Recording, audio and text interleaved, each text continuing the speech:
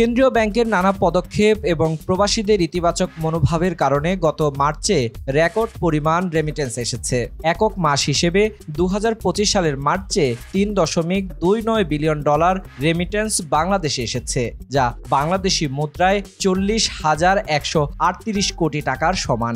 করোনার সময়ে যে রেকর্ড ছিল তা এবার ভেঙে নতুন ইতিহাস তৈরি হলো। করোনা মহামারীর সময় এক মাসের সর্বোচ্চ রেকর্ড ছিল $268 কোটি রেমিটেন্স। বাংলাদেশ ব্যাংকের হালনাগাদ প্রতিবেদন থেকে এসব তথ্য জানা গেছে।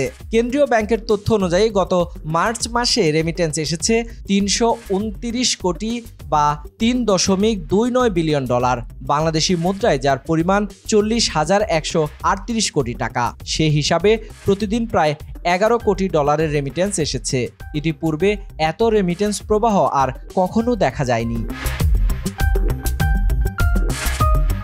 সংশ্লিষ্টরা বলছেন, প্রবাসীদের মধ্যে ইতিবাচক প্রচারণার ফলে রেমিটেন্স প্রবাহ বৃদ্ধি পেয়েছে। বিশেষ করে সরকারের পক্ষ থেকে প্রবাসীদের বৈধ পথে রেমিটেন্স পাঠানোর জন্য উৎসাহিত করা হয়েছে।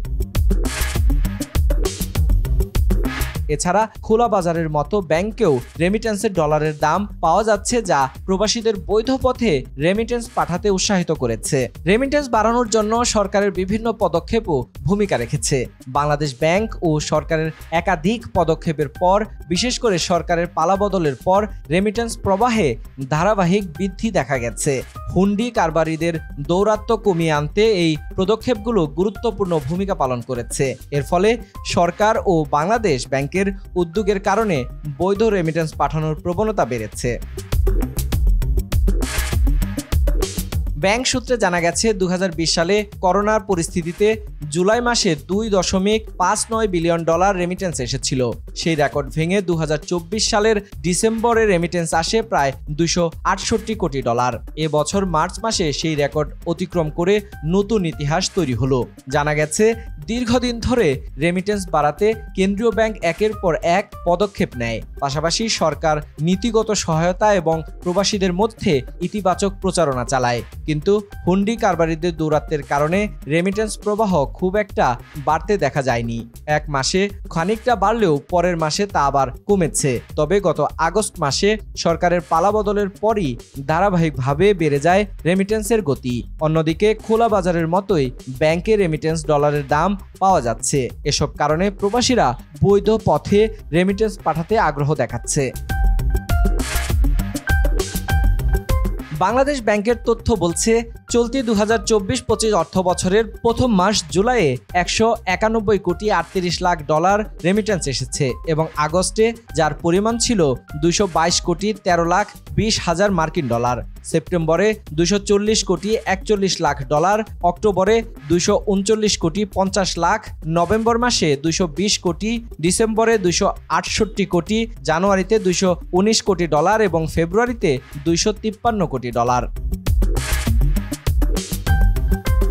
এ বিষয়ে বাংলাদেশ ব্যাংকের মুখপাত্র ও নির্বাহী পরিচালক আরিফ হোসেন খান বলেন, দীর্ঘদিন ধরে রেমিটেন্স বাড়াতে কেন্দ্রীয় ব্যাংক একের পর এক পদক্ষেপ নেয়। পাশাপাশি সরকার নীতিগত সহায়তা এবং প্রবাসীদের মধ্যে ইতিবাচক প্রচারণা চালায়। গত বছর সরকার বদলে হুন্ডি কারবারিদের দৌরাত্ম্যের কারণে রেমিটেন্স প্রবাহ বেড়েছে। এছাড়া রেমিটেন্স বাড়ার পেছনে প্রিন্ট ও ইলেকট্রনিক মিডিয়ার ইতিবাচক খবর প্রবাসীদের মধ্যে আগ্রহ বৃদ্ধি পেয়েছে।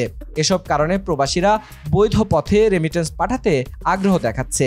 তাছাড়া আসন্ন ঈদ উল ফিতরকে কেন্দ্র করে আরও বেশি বেড়েছে রেমিটেন্স আসায় নতুন রেকর্ড সৃষ্টি হয়েছে।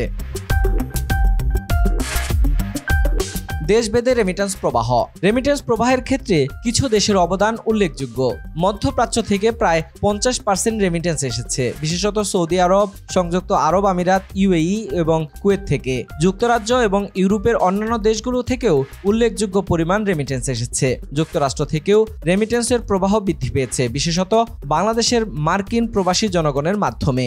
এশিয়া, মালয়েশিয়া, সিঙ্গাপুর এবং কোরিয়া থেকেও প্রচুর রেমিটেন্স এসেছে, যা দেশটির অর্থনৈতিক উন্নয়নকে সহায়ক হয়েছে। সরকার আশা করছে আগামী মাসগুলোতে রেমিটেন্স প্রবাহ আরও বৃদ্ধি পাবে। বিশেষত ঈদুল আজহা এবং অন্য উৎসবগুলোর কারণে প্রবাসীরা আরও বেশি রেমিটেন্স পাঠাতে আগ্রহী হবেন। সরকার এবং বাংলাদেশ ব্যাংক আশা করছে এই ধারাবাহিক প্রবাহ বাংলাদেশের অর্থনীতি শক্তিশালী করবে এবং দেশীয় বাজারে মুদ্রা সংকট দূর করতে সাহায্য করবে। এছাড়া বিশ্বব্যাপী বিভিন্ন দেশের অভ্যন্তরীণ অর্থনৈতিক পরিস্থিতি এবং প্রবাসীদের কর্মসংস্থানও রেমিটেন্স প্রবাহকে প্রভাবিত করবে। তবে বৈশ্বিক অর্থনৈতিক পরিস্থিতি, কর্মসংস্থান ও অন্যান্য পরিবেশগত কারণও এই প্রবাহের উপর প্রভাব ফেলতে পারে। নিউজ ডেস্ক, বাংলা খবর 52।